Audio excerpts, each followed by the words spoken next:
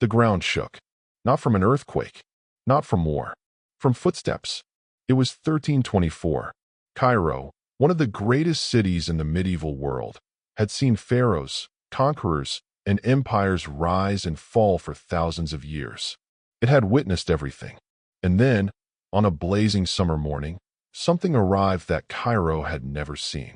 That no city in the world had ever seen. 60,000 people.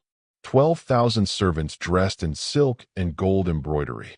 500 attendants carrying golden staffs so heavy that most men could barely lift them.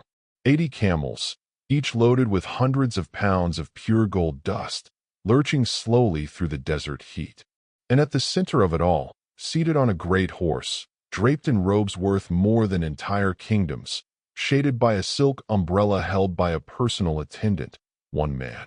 His name was Mansa Musa, and within weeks of his arrival, he would crash Cairo's economy so completely that the damage would take 12 years to repair. Not through war, not through conquest, simply by being too generous. This is the story of the richest human being who has ever lived. Not a myth, not a legend.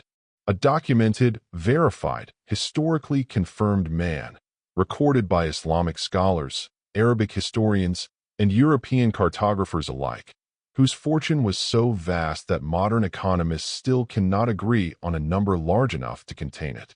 This is Mansa Musa. Before Mansa Musa, there was the land. The Mali Empire of the early 14th century was not simply a kingdom. It was a continent within a continent, stretching across nearly 2 million square kilometers of West Africa, commanding the upper Niger River, controlling the western Saharan trade routes that connected sub-Saharan Africa to North Africa, and through North Africa to the Mediterranean world and everything beyond. At the heart of its power was gold. The gold fields of Bambuk and Bure in West Africa were among the richest deposits in the known world, producing, by historians' estimates, nearly half of all the gold circulating in the entire medieval global economy. Half. Not half of Africa's gold. Half of the world's. In an age when gold was not merely valuable, but was literally the foundation of every economy on Earth. The currency, the reserve, the standard against which all other wealth was measured.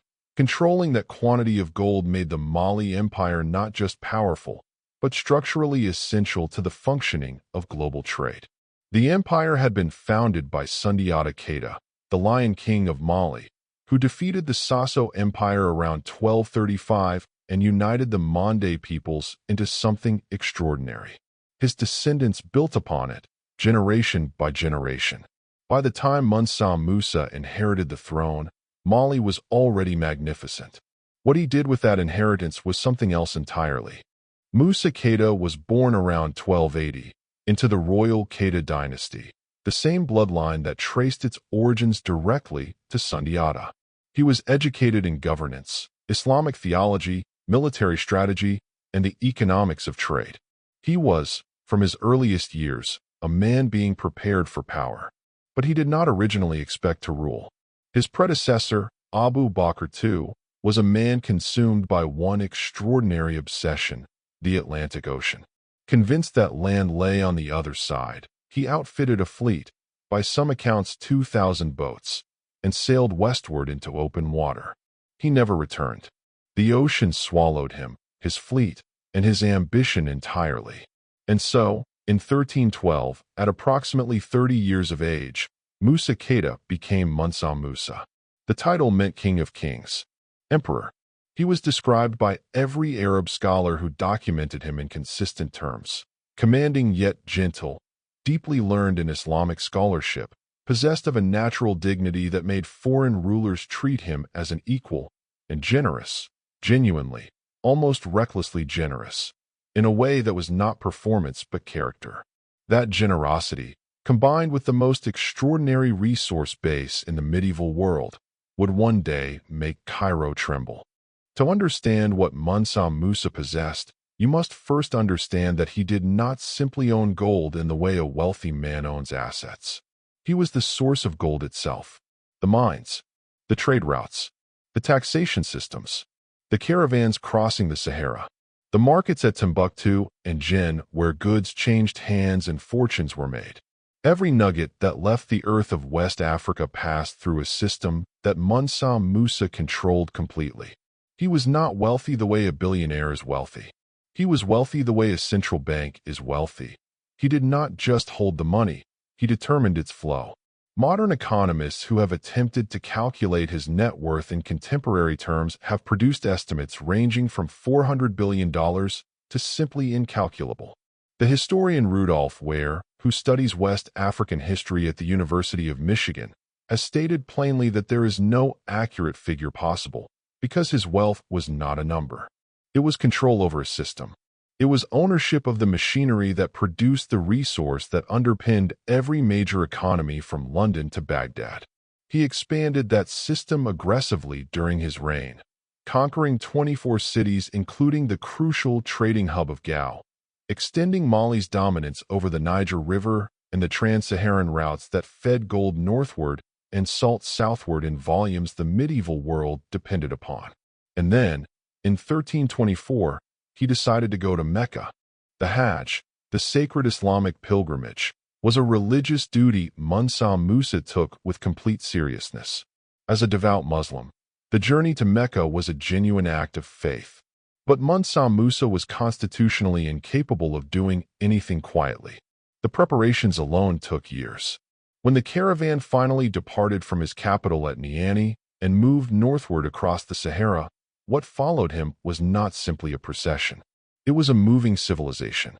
60,000 people in total, soldiers, scholars, servants, officials, poets.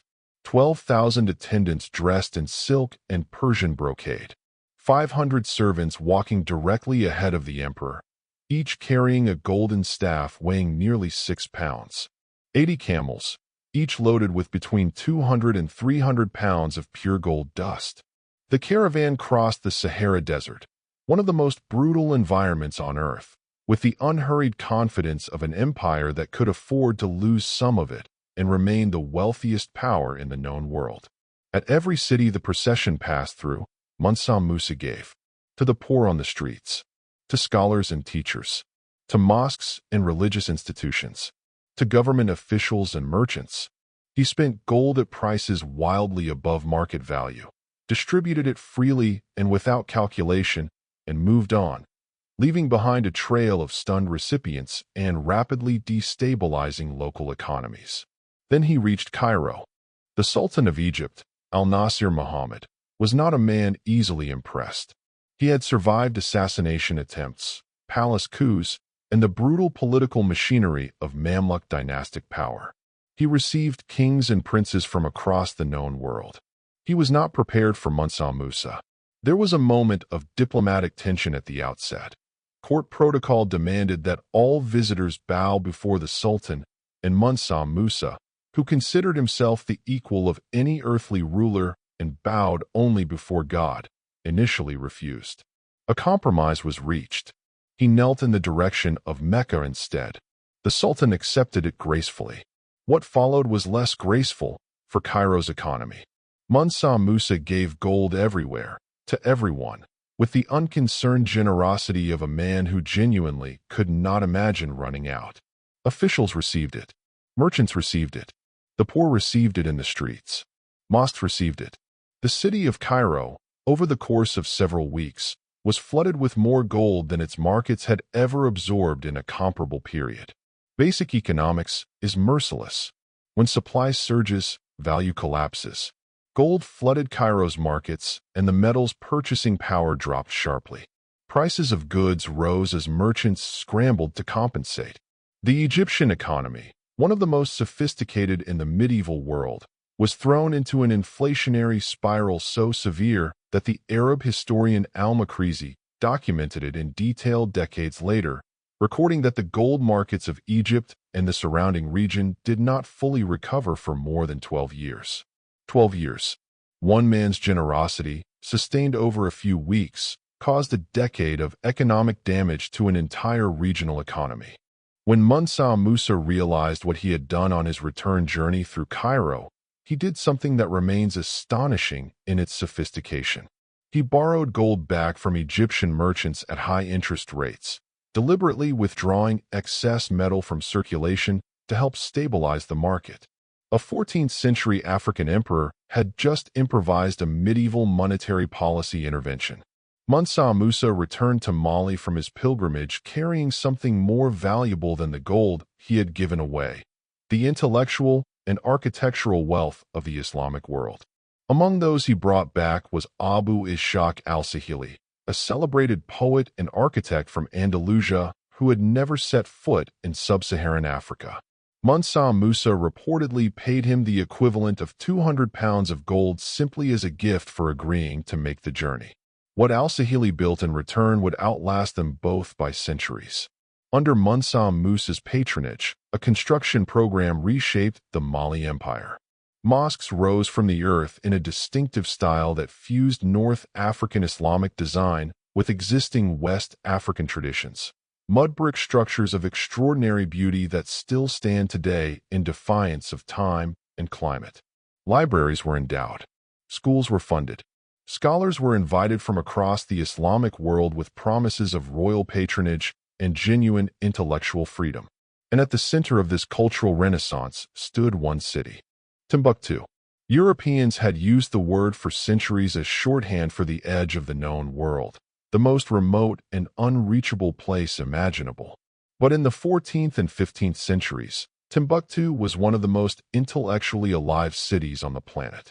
The Sankor Mosque, expanded under Mansa Musa's patronage, functioned effectively as a university, housing up to 25,000 students at its peak, more than the student population of medieval Oxford or Paris at the same period in history.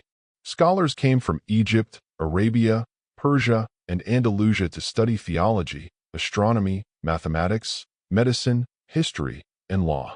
The city's libraries held between 400,000 and 700,000 manuscripts, written texts on subjects ranging from Islamic jurisprudence to the movements of stars to the treatment of disease.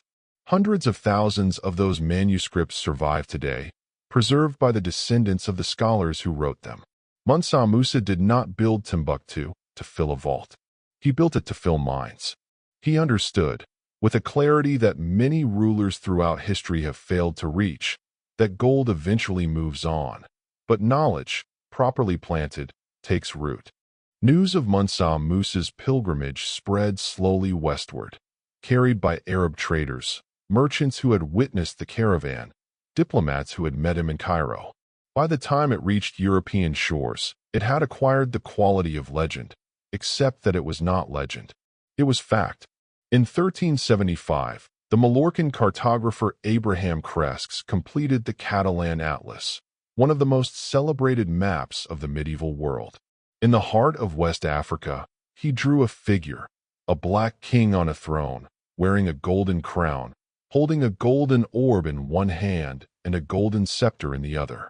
The inscription beside him described him as the richest and most noble king in all the land, due to the abundance of gold in his territory. This map was made nearly 50 years after Mansa Musa's pilgrimage. His fame had spread so completely that European cartographers placed him on their maps of the known world as a defining landmark, not of Africa alone, but of human civilization. He had become not just a ruler, but a symbol, the symbol of what Africa was, what it had always been, what the world had consistently failed to acknowledge. Mansa Musa died around 1337, after approximately 25 years of rule. His successors could not hold what he had built. Internal power struggles weakened the central authority. The Songhai people, once subjects of Mali, grew stronger and began asserting independence. By the end of the 14th century, the empire was fracturing. By the 15th, it was in visible decline. The gold trade continued. The manuscripts of Timbuktu survived, hidden, buried, protected by the families of scholars who understood their value. The mosques al-Sahili built still stand today in the Sahel heat, their mud brick walls repaired generation by communities that remember what they represent. And then came colonialism, and with it, a deliberate rewriting of history that reduced the entire African continent to a footnote, erased its civilizations from the global narrative, and turned the greatest library in medieval West Africa into a myth that Western scholars spent decades refusing to take seriously. Mansa Musa became a curiosity, a footnote, a name most people in the modern world have never heard. The next time someone asks you to name the wealthiest person in human history, remember this. Not Bezos, not Musk, not the Rockefellers, not any emperor of Rome or Persia.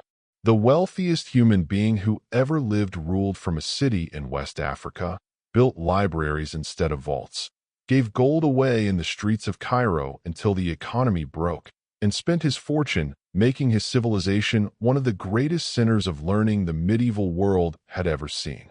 He was the source of money itself, not just its accumulation.